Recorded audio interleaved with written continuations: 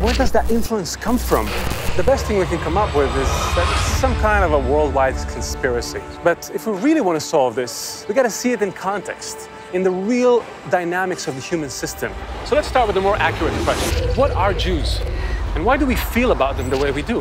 What are Jews to us? See, biology, social, political science, they look at pieces of the system. They give us only race, religion, and power politics. That's why the definition of Jews cancel each other out. It takes much more information than any partial observation can give us.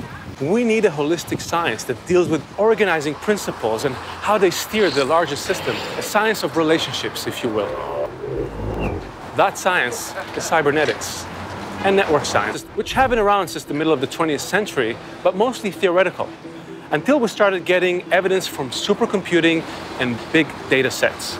That gave us the first evidence-based perspective, but they couldn't make accurate use of the data until they had a mathematical model from a complete data set. They found it by accident in the 6 Degrees of Kevin Bacon game. You know that game which is based on the assumption that Kevin Bacon is the most connected actor, the hub in the schmoozing network of Hollywood.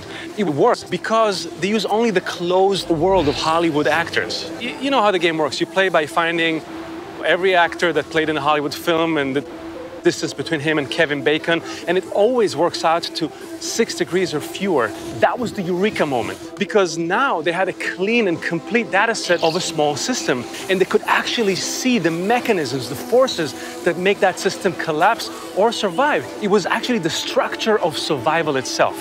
You know, these are new findings and the science is still in development, but the broad strokes are clear.